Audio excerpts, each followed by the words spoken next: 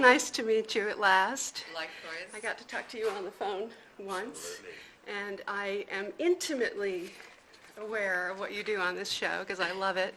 And I've been catching up with some of season 2, all of season 1. I went back and looked at the first episode again. I looked at the last episode again. Oh my God. And the new world that you're entering is astonishingly different. Yeah. So my question to start off with, what's more difficult? The rigorous outdoor stuff, the intimate love-making stuff, or the torture and the violence? If you had to answer that question, all three of you jump in. What's more difficult? Intimate?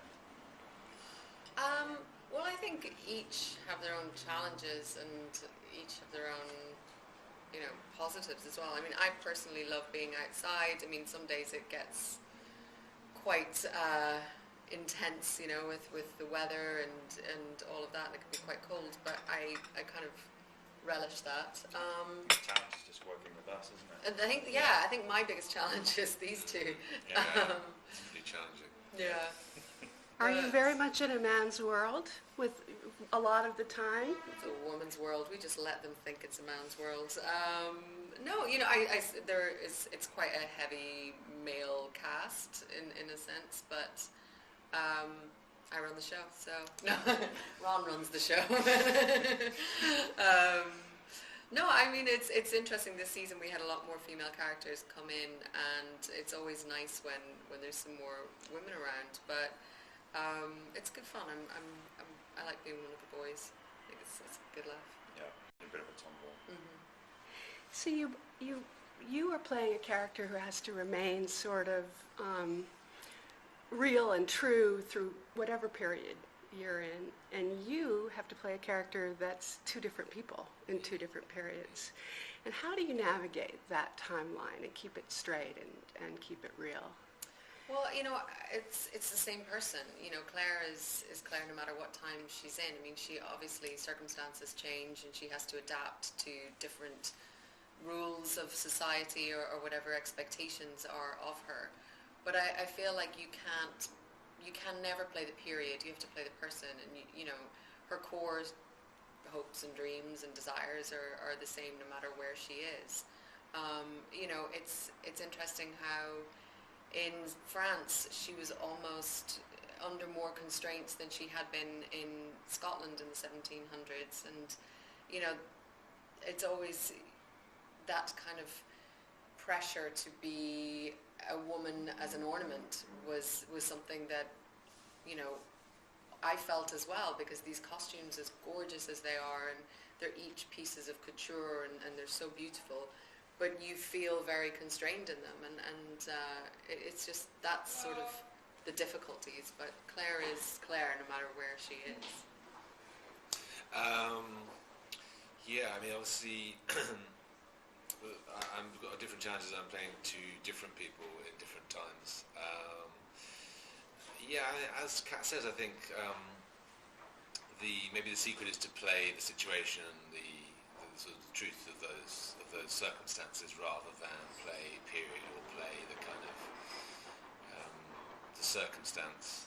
I suppose one of the more far-fetched aspects of the stories is the time travel. So yeah, one of the challenges is to sort of root that as much as we can and make that real. What would that be like to sort of come across that, rather than sort of play the sort of sci-fi element of it. It's all about details, really. If you just being truthful to the character and the circumstances and the scene, and looking the other person in the eye and meaning it, usually gets you through it. Is that it? Or eye contact. But what do those two characters have in common, besides their lineage, their blood? You must have thought about that. Yeah. When I first met Ron to talk about the project, and it stayed with me, he said he was as interested in the things that were similar about them as the things that were different about them. And I think we've sort of explored that through the show, finding at different moments maybe aspects of Frankie and Jack and vice versa. and sort of playing that. It's an enjoyable kind of game to play with the audience, and I think makes both characters richer. Finally Yeah. true, absolutely true. So how far do you rely on the Gabaldon novels in terms of informing what you're doing? Do you keep looking at them, or do you ignore them and just look at the script? I mean, how do you handle that? Yeah, there's a great wealth of information there, and I think we've all read up to where we're at in the situation. There was a point where we kind of started reading ahead, and I think we both found quite early on that it's too much to take on board if you go too far ahead. I mean, there's 8 books, she's writing a 9th. There's all the short stories and companion books as well. But it's important that we also stick to the script that's in front of us and tell that story. But I mean, I know that we will use the books. I still go back to it a lot, just picking out details. And also, actually, Diana herself is a great source of information. I think she's actually, in a way, without putting her hands on it too much, but she kind of is guiding us in her own way. And I like the fact that we have this dialogue with her. Sometimes it may have nothing to do with the show, but other times, yeah, she'll give us little bits of information that we can work with. Is her tone in the novels a bit lighter, a little more humorous, perhaps? Would you say than the tone of the show? Yeah, I think. Well, it's weird because sometimes, I think it's the reader brings their own kind of tone, I think, when they're reading it, because you'll find some people who are such adamant fans of the books, and they'll be like, but it was never like that in the book. And you're like, well, actually, all of that information was there. It's just now that we've shown it to you sort of play by play, you're having to live it detail by detail, and that makes it maybe darker or more intense, or maybe when you're reading it, if you don't want to go to those places necessarily within you, you read it and gloss over things maybe a little bit more. So I think it's interesting because I think it's such an individual thing what you get out of a book. Well, this certainly the last sequence of the movie. I mean, when you're dealing the finale of listen to me, I'm such a movie person. I am talking about television. The finale, I have to commend you. It's extraordinary what you all did, all of you, but it's going to a very dark and heavy place because it's film. Mm-hmm. It's harsher and more real. How did you navigate that with Ron Moore in terms of how far to go and he almost made it beautiful in a way, which I found interesting. Yeah, I mean, I think it is in the book. I think you're probably right that her prose style gives it a sort of a lightness, a wit, which I think sometimes we've chosen to move away from for certain sequences, and I guess the end of the show would be an example of that. And also just the nature of physically depicting those things rather than having them described, I think is just a different beast. I mean, yeah, it was... I've forgotten the question. How did you navigate it? How did I navigate it? How did we navigate it? Answering the last question. I did. How do we navigate it? I mean, there's a lot of talking. You did a lot of prep for that, as I recall. Prep, you told me. A lot of conversations with the writers, and maybe that was some of the stuff that we discussed most in terms of sort of the tone of it. I was concerned for it not just to be just unpleasant, so not just a torture sequence, to try and make it rooted in something that felt emotional and psychological. So that it was a dialogue, a sort of dance between these two people that had some sort of scale to it, rather than just gratuitous violence, and that feeling is important to me. So, yeah, so digging into him kind of trying to unpick this man, an investigation of another human being, and all those things I think help to make it hopefully more kind of existential maybe, or those are the sort of things we were sort of striving for, I think.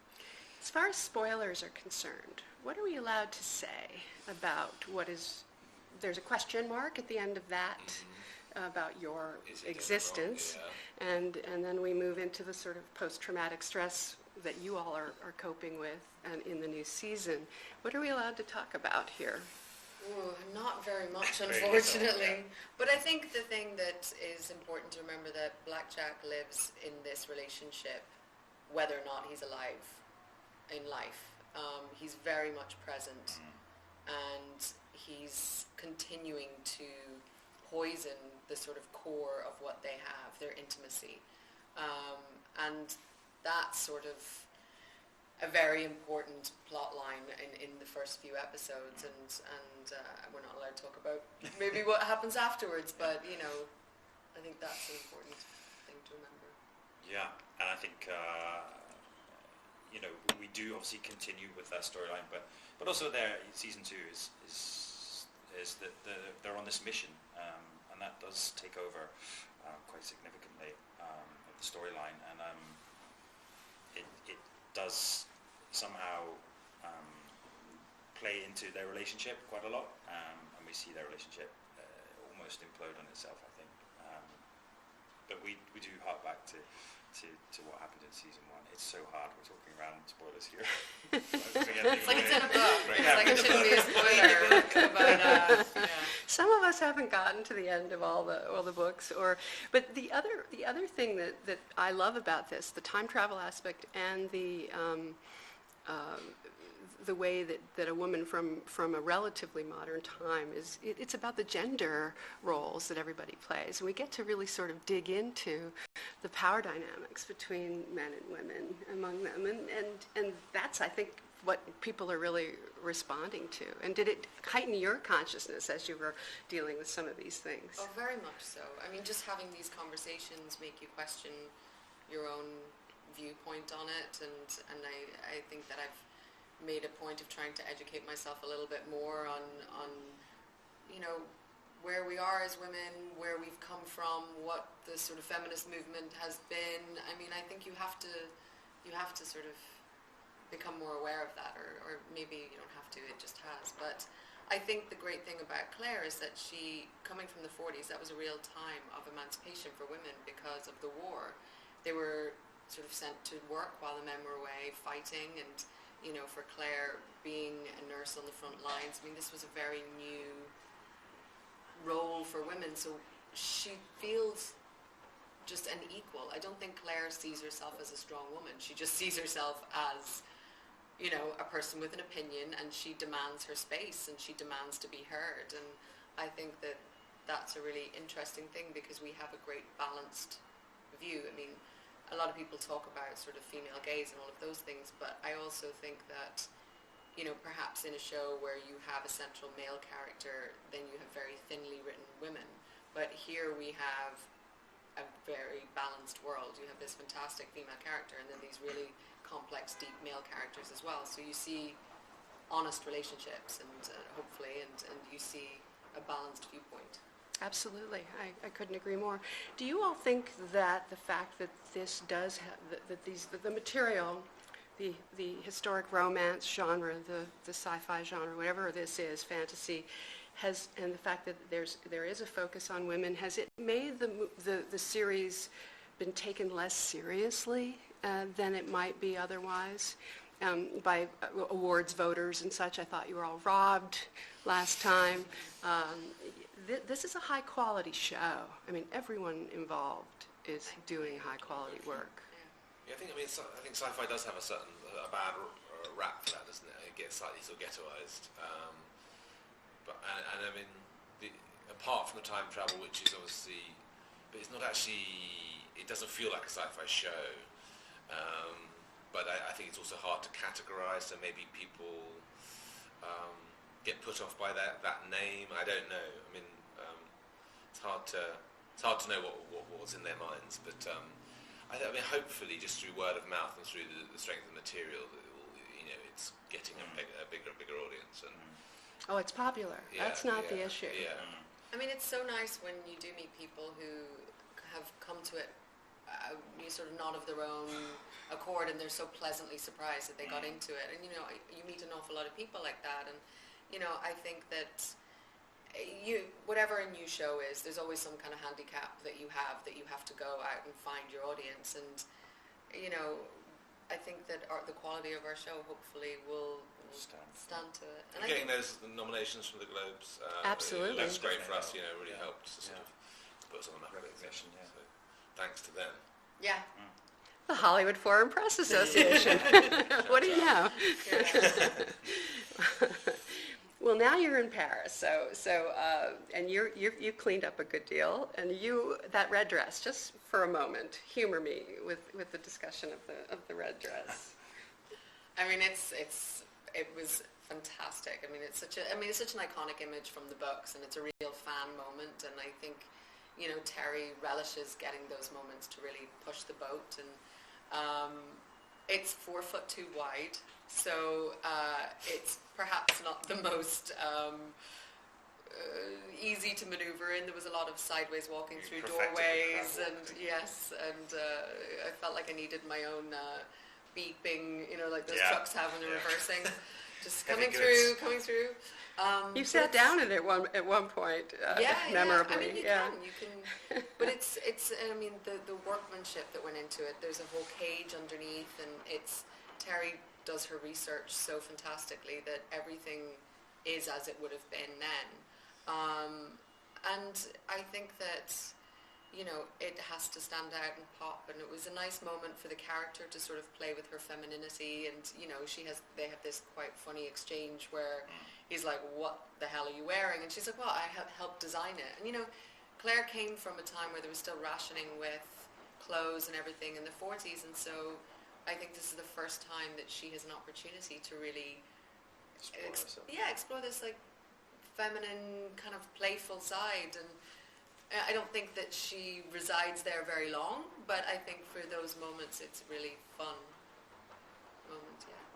So one of the things all of you are dealing with, it seems, is the damage that war does wreak on human beings, and each and every one of you. And that's still going on, and as you head into this new season, you're still dealing with those wounds and trying to heal them. Absolutely, and I think it's, as I said before, it definitely affects the relationship, and they lose contact with each other in a way, and they have their own ways of dealing with it. Claire's very supportive, I think, of Jamie in his his scenario.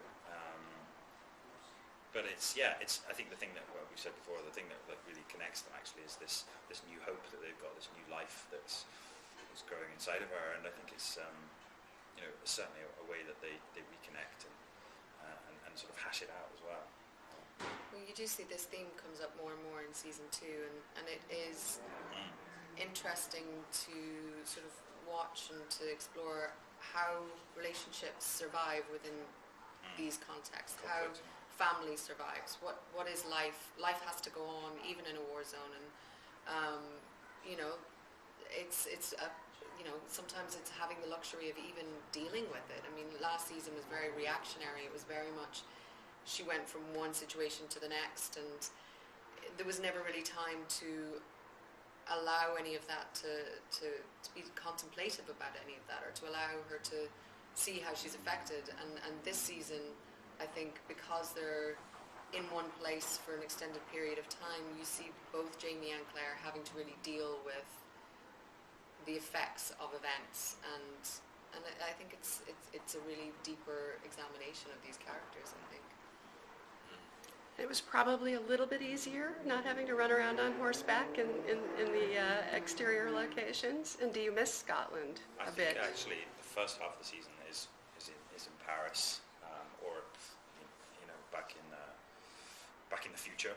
But the second half of the season we do return back to Scotland, and I think that makes this season really interesting. That it's got this sort of juxtaposition, and I think they complement each other really well. And also for the characters to return back to Scotland as well as us as actors, I think there was almost a relief or a familiarity with going back to Scotland and returning to an old friend.